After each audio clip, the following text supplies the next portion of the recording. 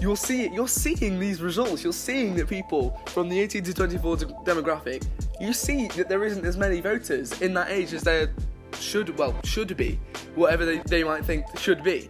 And the reason is because you are blocking it. You are literally saying to these people, it's only a 2-year difference, and you're just saying, no, we're not going to listen to your views. No, we're not going to let you be heard because you're 2 years younger. Because while those 2 years are some very important years and you can learn a lot from them, there are people who are really interested in politics, who are really interested in making an impact on our modern day society and the lives that they are going to live, and they're not being able to do this because of things like that. And it's just seeing how contradictory it is absolutely ridiculous. I think that this government is more than happy to let 18 to 24-year-olds stew without doing anything.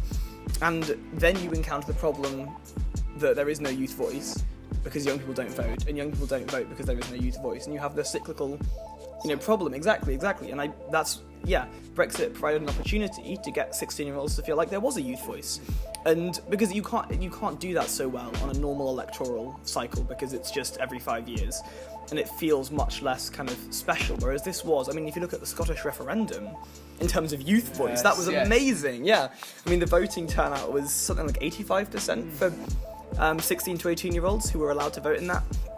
I think those kinds of once-in-a-lifetime democratic decisions absolutely have to be opened up to young people, because I guarantee you that a lot of those young people will vote for the rest of their lives now because they've had a taste of being able to vote in a potentially kind of life-changing decision for them, and whether or not they got the result they wanted, they will have had to think long and hard about it, and that will get people involved in politics, and there's kind of no turning back from that, I think. Yes. And it's just showing, you see, they saw the results, we saw the results of the Scottish referendum and how many people from that demographic voted.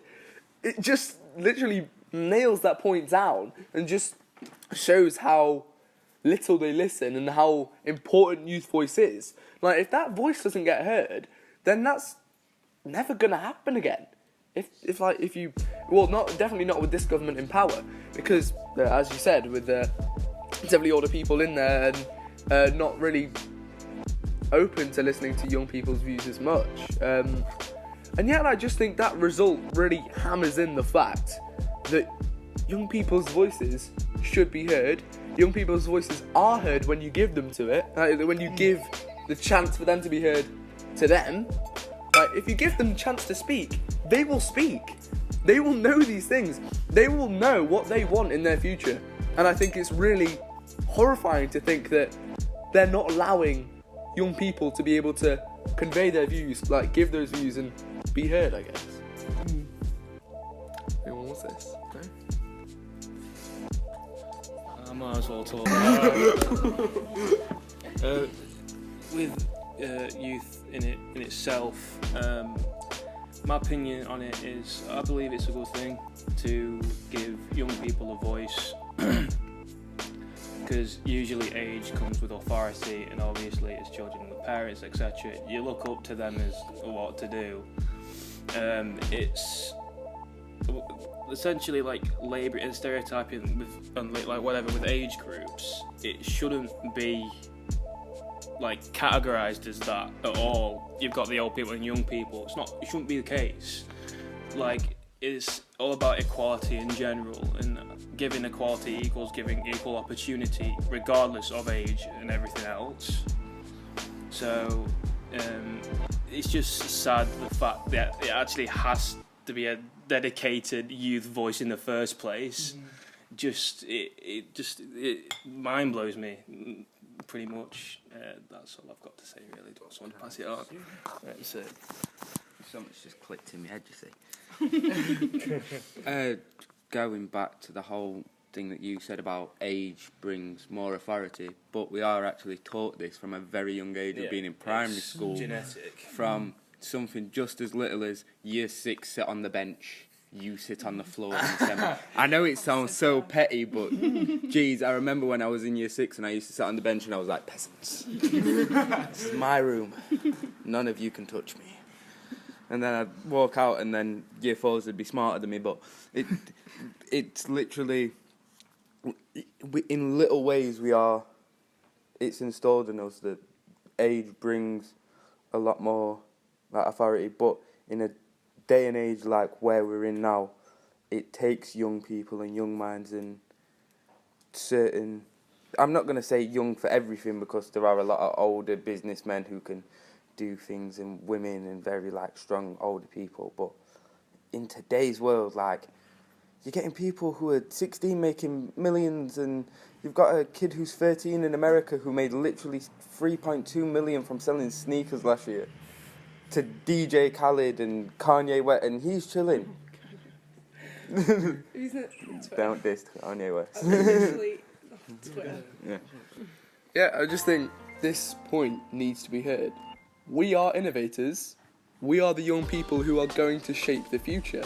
And I think if our voice isn't heard, then there is not going to be a better future, because the views to make that aren't being heard by the people who can change it now.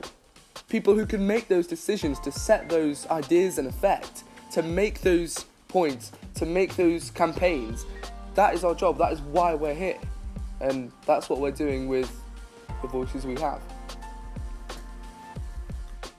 Yeah, and I think where there aren't those channels, we need to carve them ourselves, because if there's one thing that we can see throughout history, it's that voice is never given, it's taken, you know?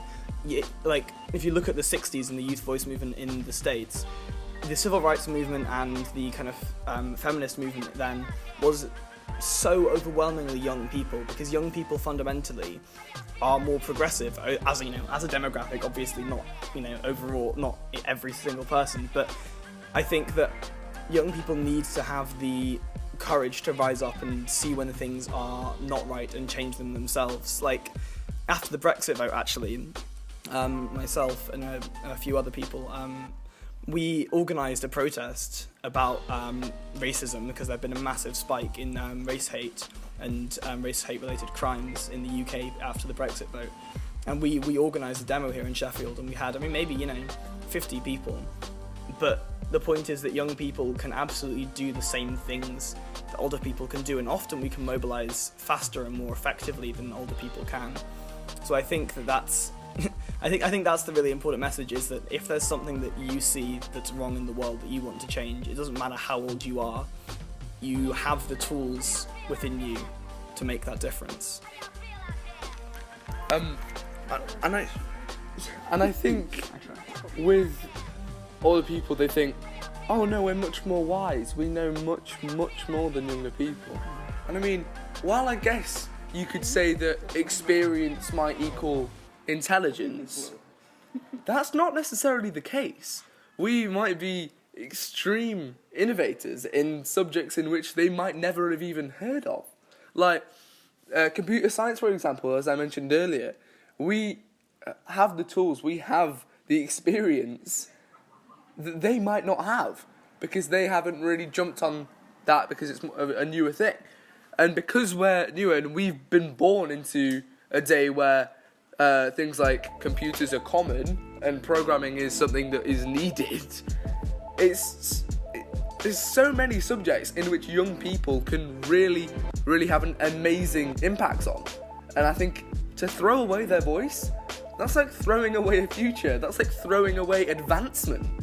That's saying, wow, we can have a much better future if we invest our time and our knowledge and our listening into these people. But no, we're not going to do that. It's insane. It's working together, and like the stigma around, I don't know if older people have the stigma of when it's the young voice, it's them attacking them. It shouldn't be attacking them. They shouldn't feel like it's attacking them. It should just feel like young people have a voice, and it's not to go against each other, it's to come together. And, that's what I think the motto should be instead. Definitely, it's working together. I think there should be no demographic friction between young people, older people. There shouldn't be younger people, older people. It should just be people. We're all equal. We're not different with age. We're not better if we're younger. We're not better when we're older. And we're not smarter. I want to disagree. Actually, I really don't think that that's true at all.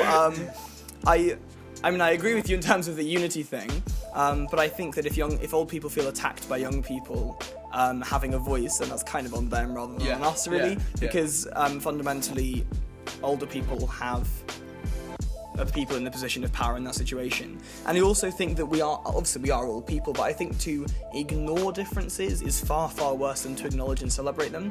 We are culturally incredibly different to people in their 60s and 70s now. Like, there's no denying that. And in terms of demographics, we're a very different country and we think very differently. I mean, again, you look at voting patterns. The cut-off age is now something like 44, I think. We are more likely to vote Tory than Labour.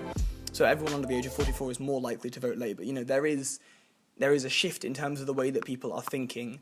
And I think that it's important that we don't kind of try and smooth over by saying, well, young people and old people are all just people, really. Like, obviously we are all people, but we do think differently, and that needs to be addressed. And I think that there's lots that we can teach people of an older generation in terms of social justice and equality.